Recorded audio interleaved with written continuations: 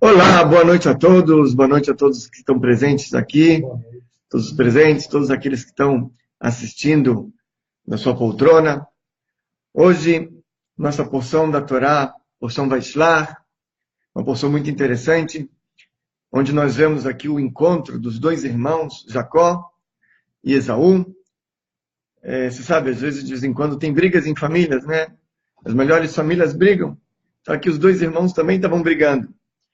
Então, antes de começar, vou contar uma história do Rebbe, para dar tempo do pessoal entrar, subir. Eu estou vendo aqui o Carlos Eduardo já entrou, Salete Golombinski também, de São Bernardo, Beatriz Palma aqui, de São Paulo, Fabrício Itajaí, ok, joia, Romida Rangel, Itajubá, o pessoal está entrando, legal, boa noite, gente. Então vamos lá, vou pedir para o pessoal que já entrou para compartilhar, para que possa avisar os amigos que nós já estamos aqui. Emerson Pereira Vinhedo. Muito bem. Gente, contar uma pequena história do Rebbe.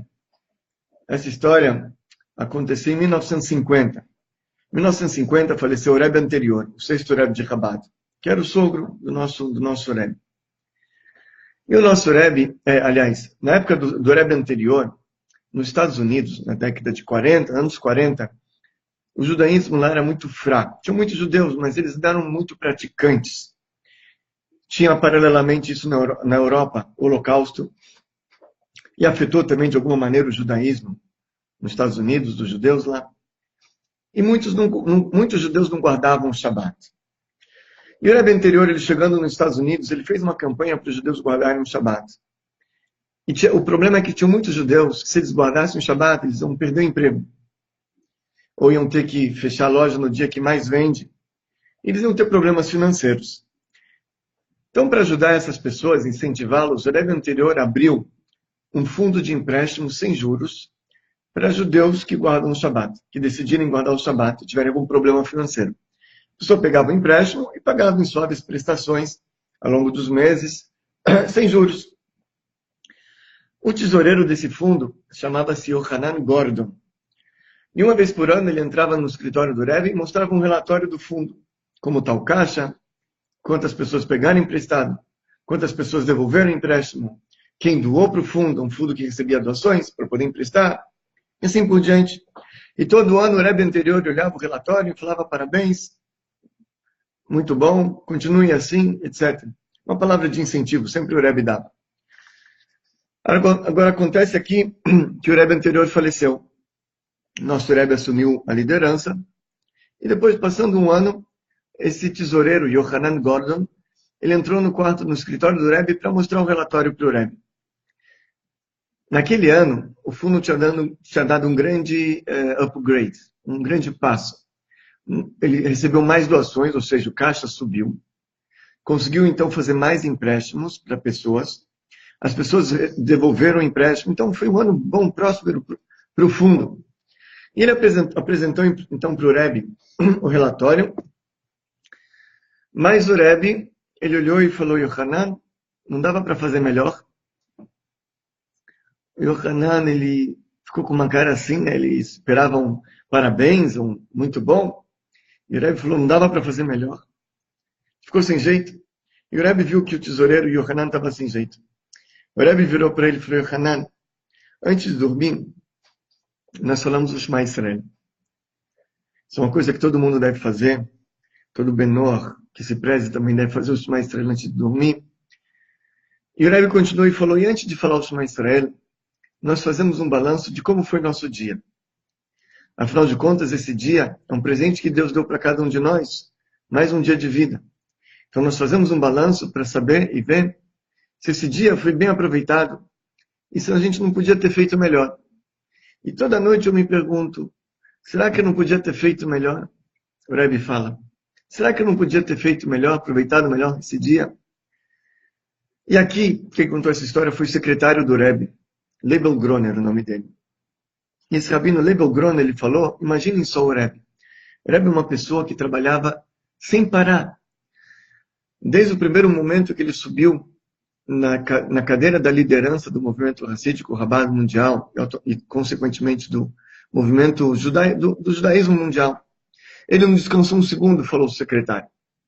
Uma vez, os secretários estavam com pena do Rebbe, porque ele estava trabalhando muito, muito, muito, sem parar. Ele ia para casa 4 da manhã, 8 da manhã já estava de novo na sinagoga. E olha, quando chegava em casa, ele não ia dormir direto. Ele sentava para jantar com a esposa, ou tomar um café, e talvez estudar, até que ele dormia, nem dava para dormir direito. Então os secretários procuraram uma casa, eles acharam uma casa em Long Island, muito bonita, espaçosa. Eles queriam alugar a casa para o Rebbe por 2, 3 semanas. Não ia ter telefone lá. O Rebbe ia poder descansar.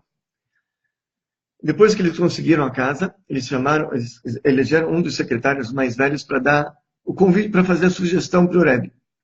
O Rebbe escutou, ele deu uma risada, falou, me diz uma coisa, o que vai acontecer se ligam para cá alguém pedindo uma bênção para fazer uma operação urgente de vida ou morte?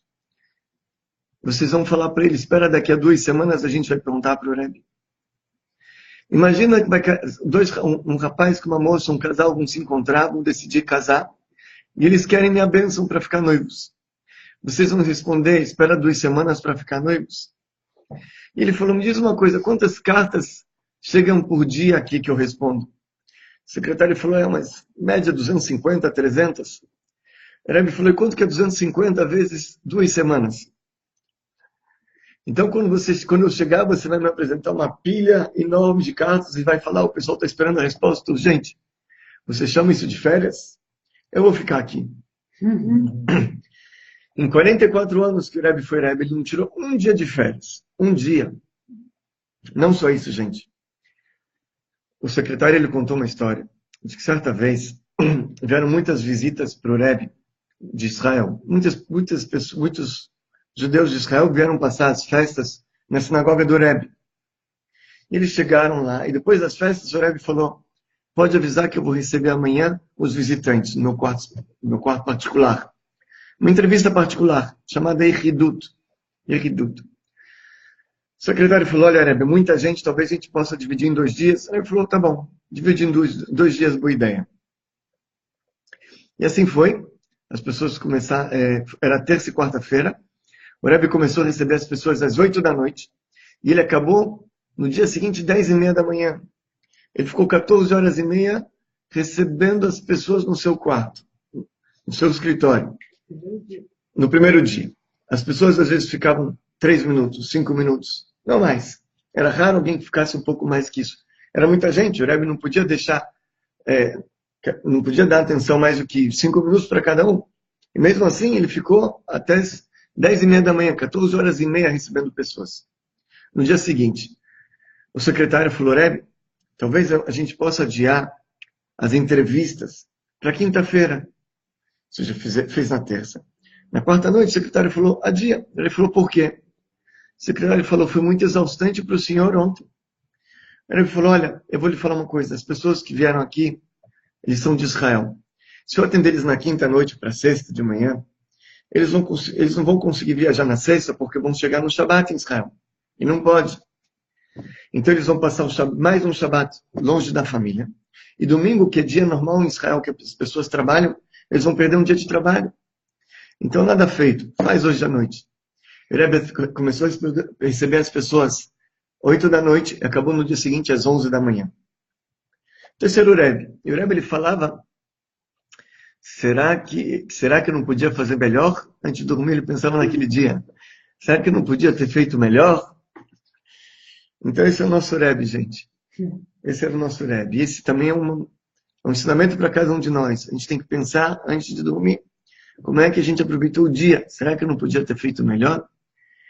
Em cada um de nós, especificamente, nós, Bnei Noach, eu acho que a gente tem uma missão importante que Deus deu para cada um de nós, que é divulgar para todas as pessoas no Brasil que estão sedentas por do judaísmo, os preceitos noéticos, o caminho noético, o movimento Bnei Noach. Porque cada vez mais a gente vê e descobre pessoas sedentas por judaísmo, procurando e buscando de cada maneira, cada um no seu formato. Normalmente, uma grande maioria procura fontes não muito confiáveis ou não muito kasher. Então, uma missão importante para cada um de nós, fazer o possível para divulgar isso. Eu acho que é uma missão importante, é isso que a gente tem que pensar antes de dormir. Muito bem, gente. Vamos lá, vamos começar a aula. Estou vendo aqui o pessoal já está entrando, Daniel de Sertãozinho, Daniel de José dos Campos, legal. Pessoal aqui de Paulo Roberto Singer, Osasco, legal. Pessoal aqui de Goiânia, Dias Dávila, Edson, legal, Edson, tudo bom. Vamos lá, gente. E compartilhem, tá bom? Pessoal que não entrou para eles saberem. Então, um breve resumo da nossa paraxá, da nossa porção da Torá. Nossa porção, como vocês se lembram, na semana passada, Esaú quis matar Jacó. Jacó então pegou, ele fugiu, foi para a casa do sogro, e assim ele ficou lá muitos anos. Primeiro de tudo, ele ficou 14 anos numa yeshiva do Shem e do Ever. Sem e Ever, filho e netos descendentes de Noé, estudando a Torá. Ah, vocês vão me perguntar, a Torá não tinha sido entregue. Ok, isso é outra história, a gente vai explicar numa outra aula, não se preocupem. Mas ele estudou lá a Torá. Ficou 14 anos estudando a Torá. Depois desses 14 anos, ele chegou em Haran, na Mesopotâmia, para casar. Semana passada perguntamos com quantos anos ele casou. Ele chegou lá aos 77, casou, trabalhou 7 anos, casou aos 84, trabalhou mais 7 anos para pagar fiado a Raquel. Depois trabalhou mais 6 anos por conta, ele foi pastor do rebanho, mas ele tinha uma participação no rebanho. E aí, depois de 20 anos trabalhando na casa do sogro e tio também, ele pegou e voltou para Israel. Então ele estava já 34 anos longe, fora de Israel, longe da família, sem ver o pai dele, 34 anos. E aí aconteceu o grande encontro entre Jacó e Esaú. Antes do encontro está escrito que Jacó, ele estava com medo. Está escrito, Vayar Yaakov meod, vayetzer lo. E temeu muito Jacó, vayetzer lo, e ele estava sofreu. A pergunta é, tanto é que a gente vê que ele fez os preparativos para isso, ele dividiu o povo em 2 acampamentos, colocou metade das esposas de um lado, metade de um outro lado, metade das crianças no acampamento, metade no outro, porque ele falou,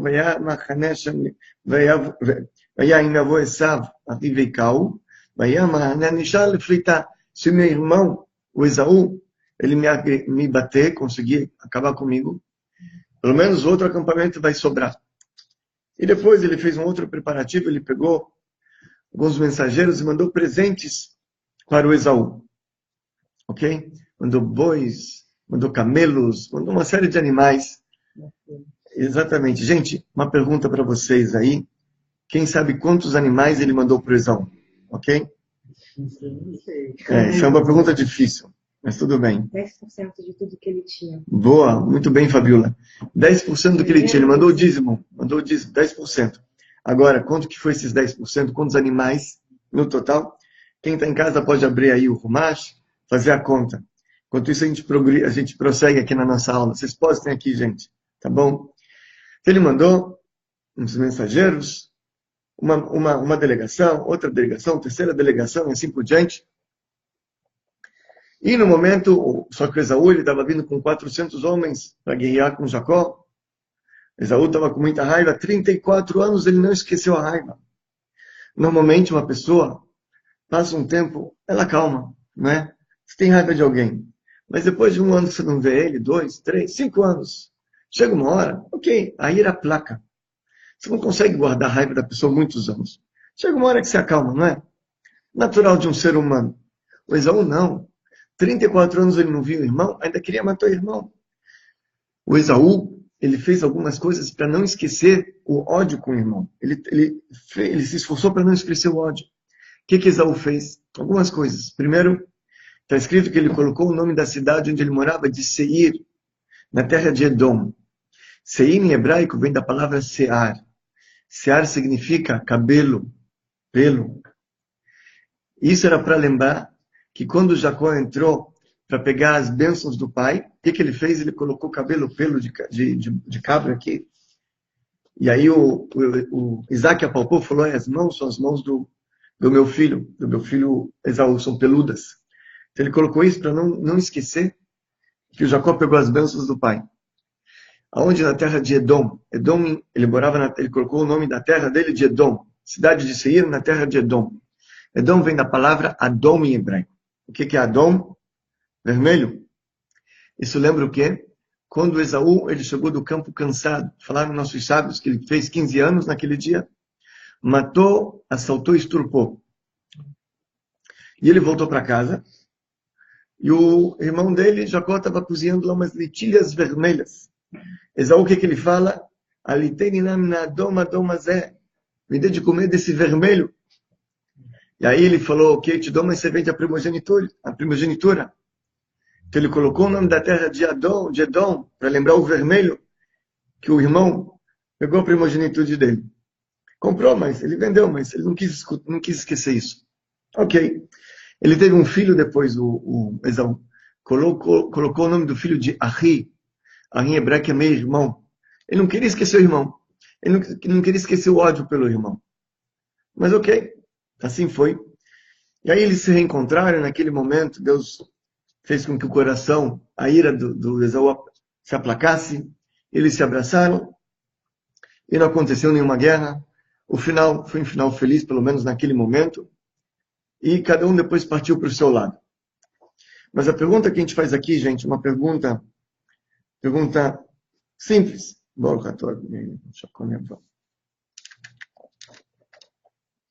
Pergunta simples. Lá em Gênesis, no início da porção anterior, da semana passada, quando Jacó partiu, ele saiu da casa do pai dele, estava partindo para a casa do futuro sogro.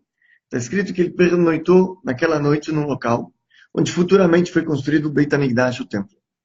E ele teve aquele sonho famoso, onde os anjos subiam, os anjos desciam.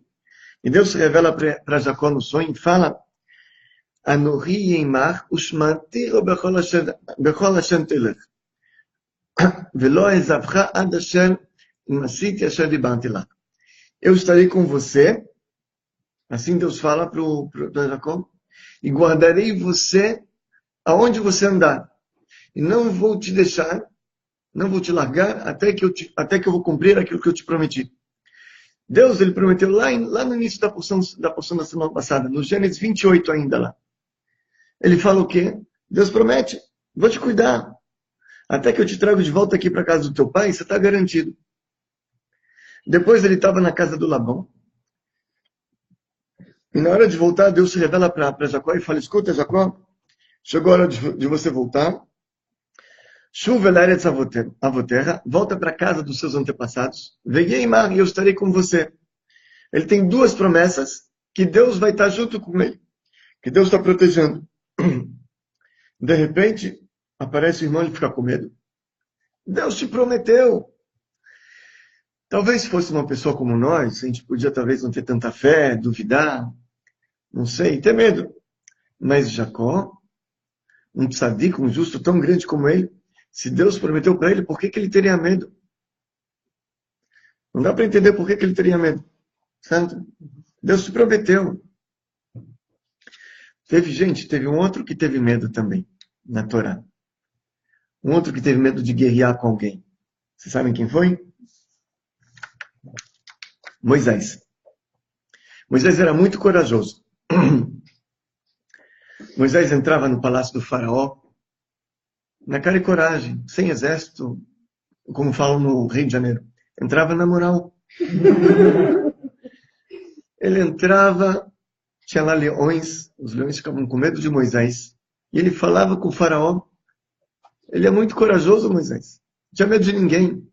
Saiu para o deserto, enfrentou todo mundo. Os amalequitas, enfrentou Sihon, rei dos Emoraitas, que era muito, muito poderoso. Assim, outros reis. Moisés não tinha medo de ninguém. De repente, está escrito que quando apareceu Og, rei de Bashan, aí Moisés ficou com medo dele. Og, rei de Bashan. Moisés ficou com medo. Por que Moisés ficou com medo do rei de Bashan? Então está escrito, os comentaristas explicam, duas explicações. Ele teve medo, não porque o Og era um homem gigante, muito forte, mas sim porque ele tinha alguns méritos. Ele tinha medo dos méritos do Og.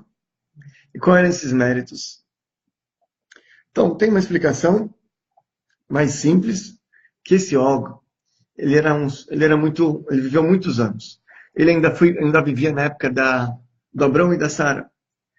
A Sara era uma das 3 mulheres mais bonitas que já teve na humanidade, na face da Terra. E ele botou o olho aonde? Da Sara. Gostou da Sara. Desejou a Sara. Só que a Sara era uma mulher casada. O que ele fez? Ele esperou uma oportunidade.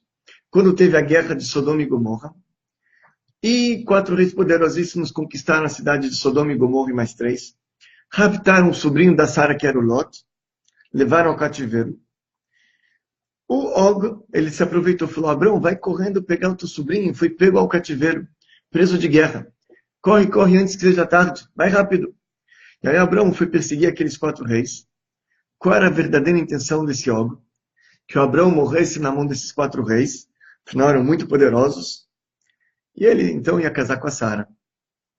Ele tinha interesse. Mas, no fundo, ele ajudou Abrão. Então, ele tinha um mérito.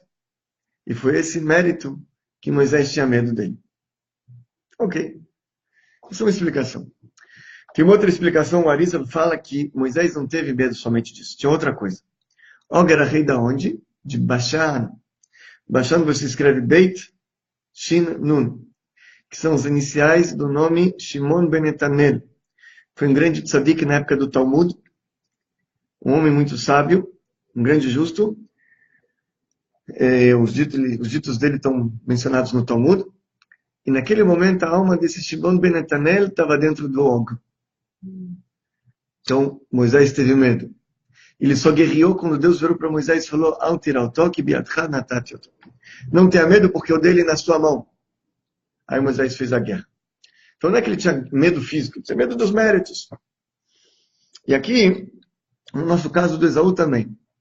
Tem algumas explicações, alguns comentaristas, mas a gente vai falar de um deles hoje, que diz o seguinte, está escrito, Yaakov fala, está escrito, Vayar Yaakov meod vayetzerlo. E temeu muito Yaakov e sofreu. Vayar temeu, lembra a gente o Pasuk, Ish imove aviv tiral. O homem vai temer o seu pai e sua mãe. Por que ele temia o Esaú? Primeiro, Jacó, 34 anos, não fez a mitzvah de respeitar os pais. Ele estava longe disso. Não somente que ele não fez, aliás, justamente pelo fato de ele não ter feito, ele foi castigado depois também. Porque esses 34 anos, 14 anos ele ficou estudando o Torá, ok.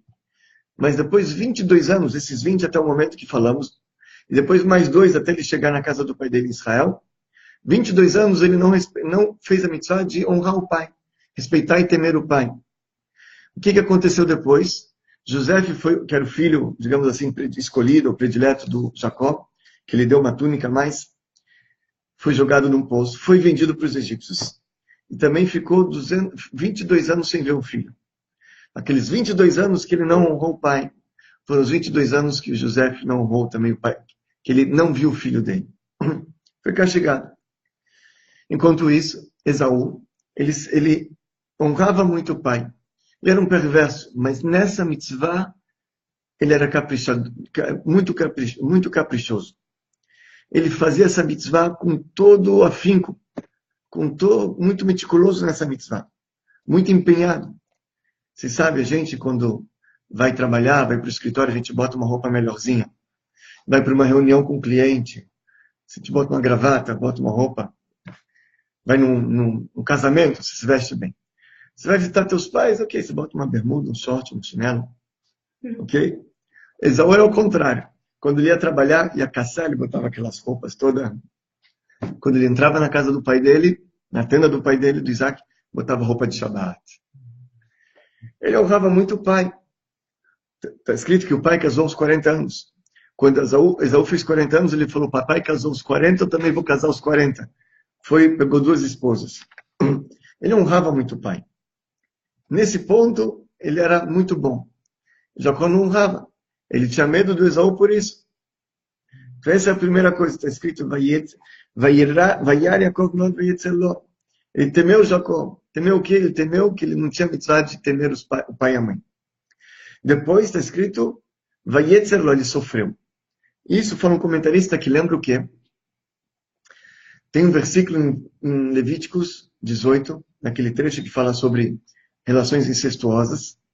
Lá está escrito, Veishar lachotá lo tikach litzror. Não pegarás a irmã da sua esposa, litzror, para se fazer sofrer. Porque se você casa com duas irmãs, vai ter sempre sofrimento, vai ter briga. Então a Torá fala, não case com duas irmãs para sofrer. E Jacó o que fez? Casou com duas irmãs. Raquel e a Leia, filhas do Labão. Casou com duas irmãs. Mas mesmo tendo sido enganado, ele tinha esse medo? Vamos falar, vamos responder isso. Ok. Mas, na prática, o que aconteceu? Casou com duas irmãs. Ele tinha esse medo. O que acontece? Jacó era antes da entrega da Torá. Então, Jacó não era obrigado a cumprir todas as mitzvot. Somente aquelas 7 mitzvot que foram dadas para Noé. Ele tinha que cumprir. Pela Halachá, pela lei, eles tinham, de acordo com muitas opiniões, eles tinham uma categoria de Ben-Noach, os patriarcas. Ele não era obrigado a cumprir 613,7. Ok? Aqui, sendo que elas eram filhas por parte de pai e não por parte de mãe. Nesse caso, não era proibido para ele casar. Um Ben-Noach, ele tem 6 relações incestuosas proibidas. Ok? A mulher do pai, uma mulher casada, homossexualismo, animais, a irmã, a filha e a irmã por parte de mãe. Ok. Essas são as proibições da Torá para um Benor. Depois a Torá ela acrescenta para os judeus mais algumas também.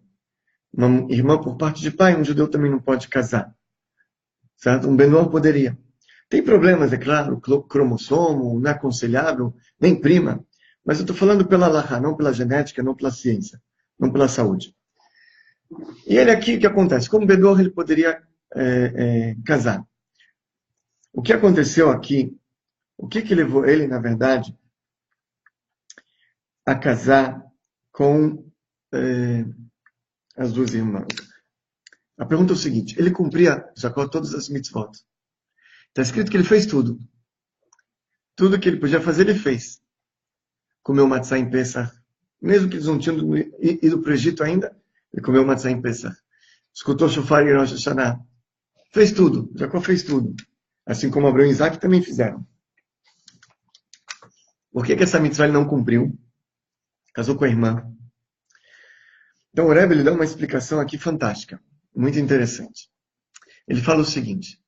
Isso que ele cumpria todas as mitzvot era um capricho a mais. Como um Benor. Um Benor, ele tem 7. Ele quer fazer mais, as outras, ele pode. É um capricho.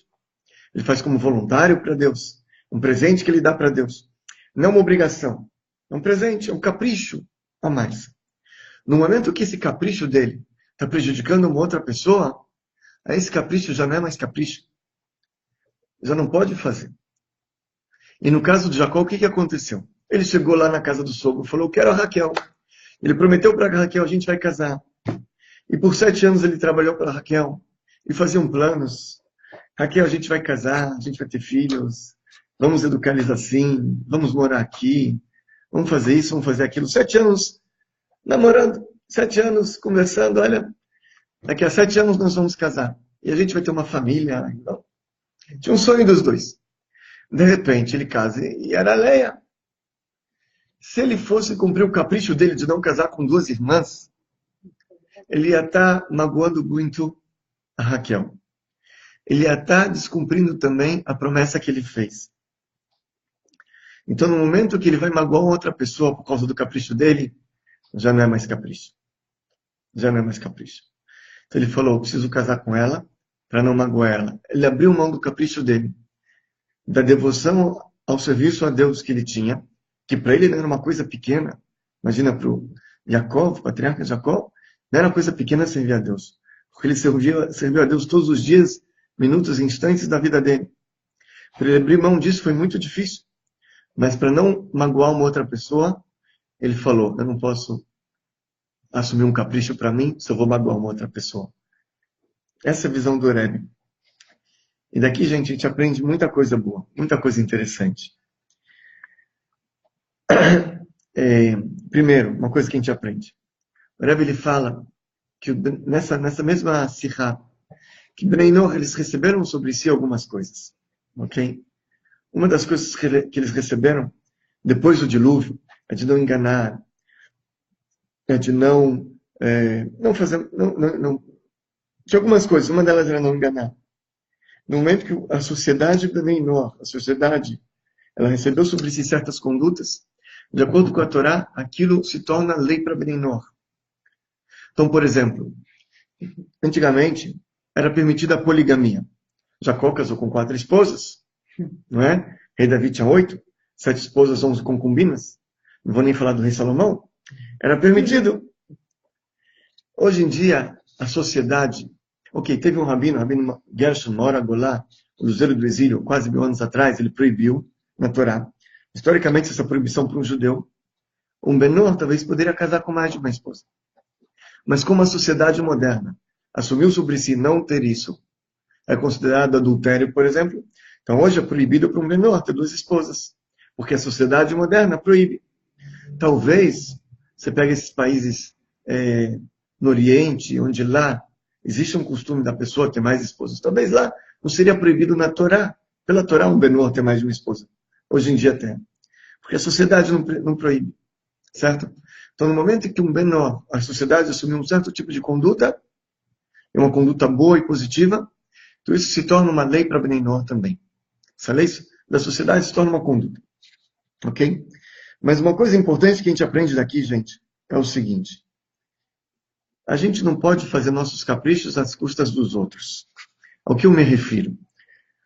Um dia eu recebi um e-mail de um rapaz Benor, um jovem, ele mora com os pais, ele se tornou um Benor, e ele queria ser mais diligente no cumprimento das mitzvot, quis começar a comer kasher. Os pais não são Benor, muito pelo contrário, são idólatras. E o filho parou de comer a comida que a mãe fazia, a carne não era kasher, aquilo, e começou a dar conflitos em casa. Ele mandou um e-mail. Falei, meu amigo, no seu caso, você tem a mitzvah de não comer kasher. Porque assim como Deus, ele quer esse presente, no seu caso, ele quer que tenha paz no seu lar, que você respeite seus pais. Um dia você vai casar, vai ter sua residência, seu lar. Você vai poder fazer seus caprichos. Mas não na conta dos seus pais. Porque isso ofende os pais. É claro que você consegue explicar, e a mãe entende sem problemas. Ok. Mas se isso causa um desgosto em casa, então a Torá fala para você dar prioridade à família e não aos seus caprichos. Às vezes, você tem pessoas muito, muito diligentes. Eles querem ser muito caprichosos em todas as mitzvot. Estudam e rezam o tempo inteiro. Se isso é do lugar da família, se ele começa, até por causa disso, discutir com a esposa, por exemplo, começa a ser na conta dos filhos, então com certeza ele não está no caminho certo. Porque ele não pode receber um capricho a mais na conta dos outros. Que exemplo melhor a gente tem do nosso patriarca Jacó? Que ele abriu mão do capricho dele, que não era uma coisa pequena, e casou com a segunda esposa, mesmo que na Torá tem lá na frente uma proibição, naquele momento ainda não era proibido, para não magoar uma outra pessoa. Então, com que direito a gente tem de fazer esses caprichos, entendeu? Na conta de outra pessoa. É claro, gente, tem coisas que são linhas vermelhas. Se seu pai e sua mãe falam, olha, vamos na igreja, aí já não é um capricho. Aí são as 7 mitzvot, idolatria, você não pode. A Torá fala o seguinte, você tem os 10 mandamentos. O 4º mandamento é guardarás o dia de Shabat para santificá-lo. O 5º mandamento é honrarás teu pai e tua mãe. Os sábios perguntam, por que antes vem Shabat e depois honrar os pais? Porque no caso do judeu, que ele precisa guardar o Shabat, se o pai ou a mãe fala viola o Shabat, ele não escuta o pai e a mãe. Primeiro vem o mandamento de guardar o Shabat. O pai e a mãe também têm que guardar o Shabat e respeitar as mitzvot. Então, quando é contra aquilo que está na lei, aí não tem jeito. Aí não dá para abrir mão. Seu pai e sua mãe falam, vamos hoje na igreja, você não tem como ir. Idolatria. Não pode. Então tem coisas que são linhas vermelhas. Mas aquilo que é capricho, a pessoa tem que ter um jogo de cintura, tem que saber lidar com esses assuntos. Correto? Eu vou contar uma pequena história antes de finalizar.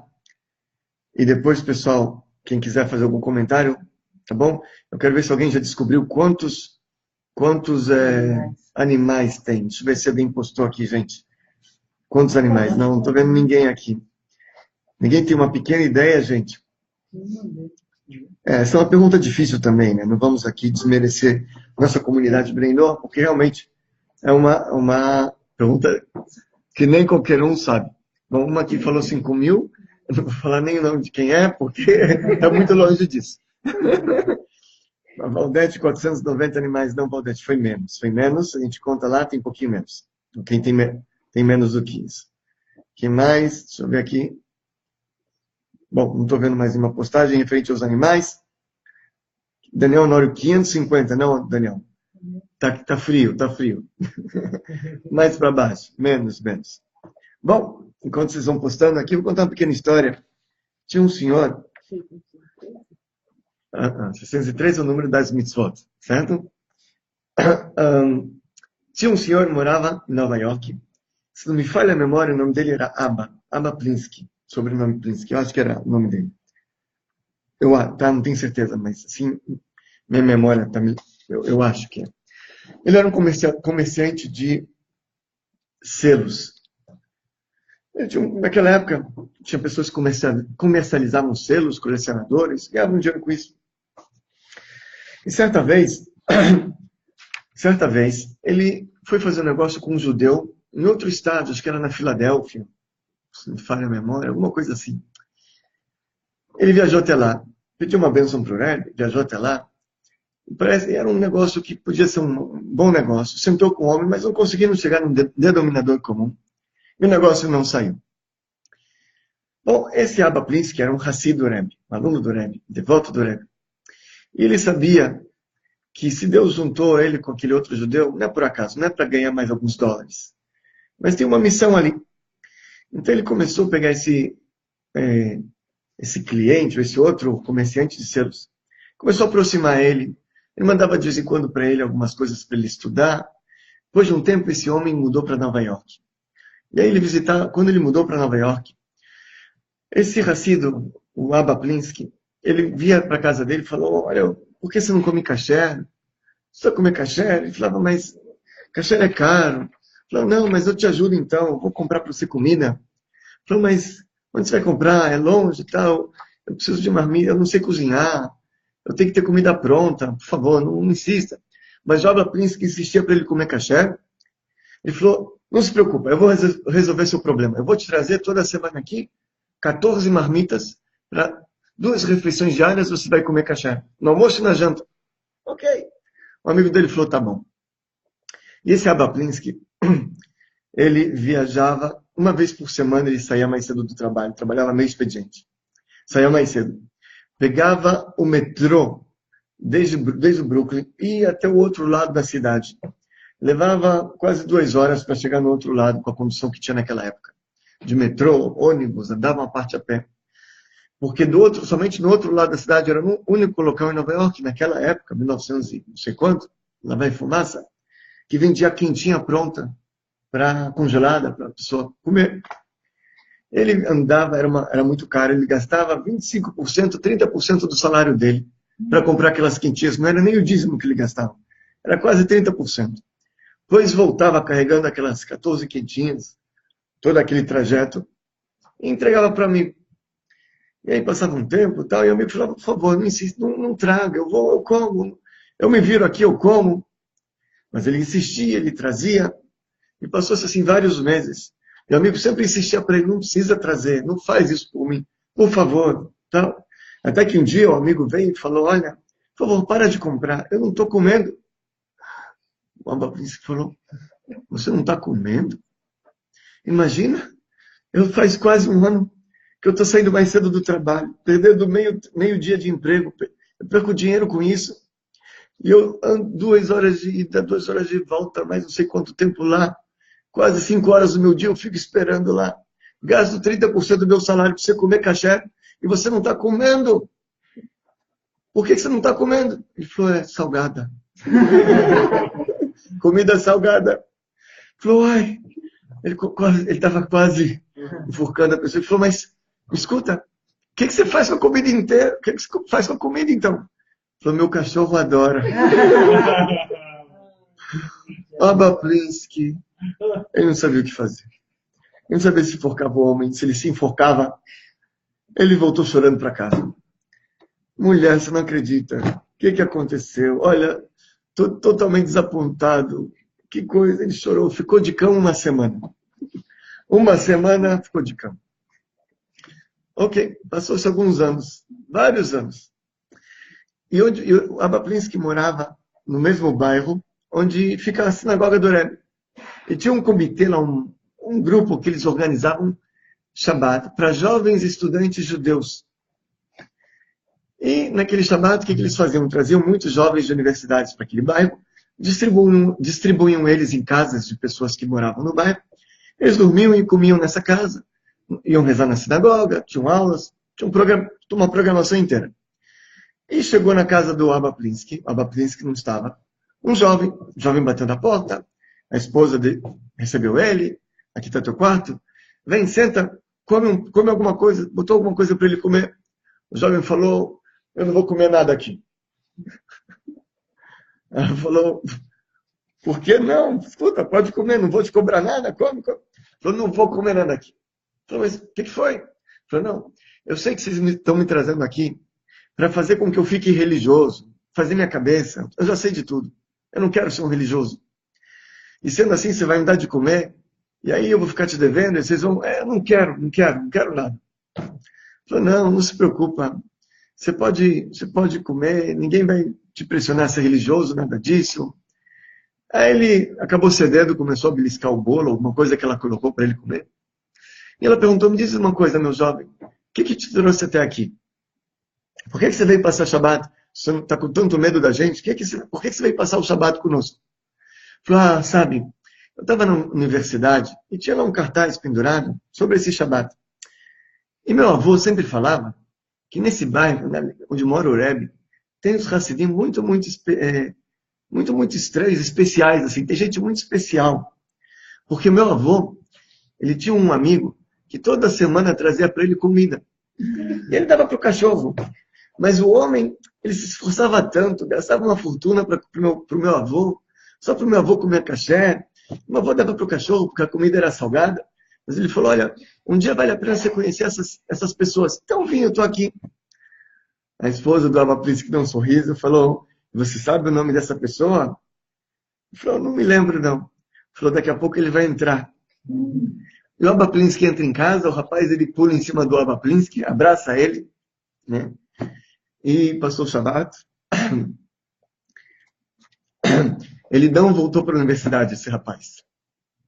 Ele ficou lá, depois foi estudar no Yeshiva, montou uma família racídica bonita.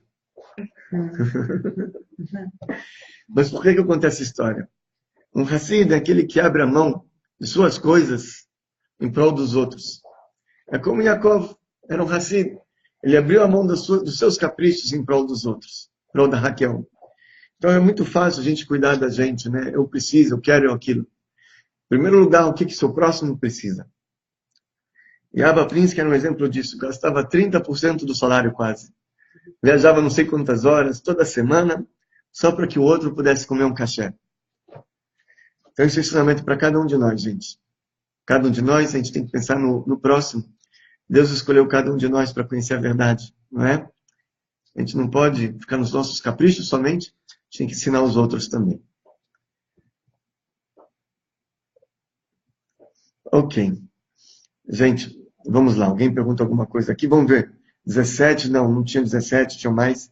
540 tinha menos, 550 tinha menos, 45 tinha mais, 540, 12, 480, 355. Oh, aqui pessoal, teve gente aqui que acertou. Andresa Marinho, 250. Diomar de Andrade, 250. Parabéns. 250 animais ele mandou. É isso aí. 250 animais. É exatamente o número de sacrifícios que nós temos na porção de Pinhas, um trecho da Torá que fala sobre sacrifícios. Lá tem 250 sacrifícios. É isso aí. Muito bem. Mas foi o primeiro dízimo. Sim, isso aí. Muito bom, gente.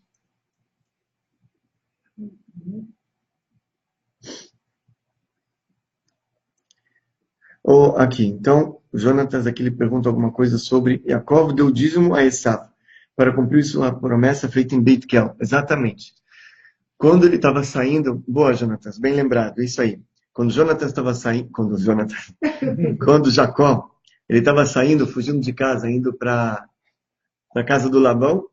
Então ele, depois que teve o sonho dos anjos, Deus prometeu que ia cuidar dele. Ele colocou lá um monumento, ungiu com óleo em cima desse monumento. Ele falou: tudo que o Senhor me dá, Jacó falou para Deus: dizimar, dizimarei para vós. Dizimar, dizimarei para vós. Então ele cumpriu aqui a promessa do dízimo. Ele deu para o Esaú. Só que tinha outra coisa. Quando ele falou dizimar, dizimareis, ele usou 2 vezes a palavra dízimo. Porque ele prometeu dar 20%. Não 10%. E assim está escrito realmente na Alahá, na lei, que aquele que o mínimo é 10%. Mas aquele que é bem generoso, 20%. Né? Muito bem. Bem lembrado, Jonatas. Gente, ok. Foi um prazer estar com vocês. Eu queria deixar aqui um lembrete. Já foi definido o local. Um sítio lindo no município de Santa Bárbara, aqui perto de São Paulo, 50 minutos de São Paulo, vindo pela Dutra, fica perto do pessoal do Rio, o pessoal de Minas Gerais. Um lugar lindo, lindo, lindo. Tem lá 300 leitos, 300 lugares. Então as vagas são limitadas. Hoje já começou a ligar a gente para cá e mandar e-mail para se inscrever. Vai vir o Rabino Boaz de Israel. E eu aconselho todo mundo a vir no seminário que vai acontecer dia 11 a 13 de fevereiro. Dia 11 é um domingo, começa a programação logo de manhã, com o café da manhã, com as atividades com os rabinos. Dia 10, que é no sábado, o sítio vai estar aberto para quem quiser passear um pouquinho, ficar lá. Mas a programação mesmo começa dia 11, ok? Que é no domingo. E as inscrições, aqueles que se inscrevem antecipadamente até o dia 10, ou até acabar as vagas lá, tem um desconto de 20%, 4 prestações de 105, ok? E eu espero ver todos vocês lá, porque é um lugar vai ser uma coisa muito especial. O seminário sempre é muito inspirador. No ano passado, aqueles que vieram podem testemunhar. Foi algo muito, muito especial. Então, eu espero ver todos lá, se Deus quiser. E até semana que vem. Um abraço a todos, boa noite.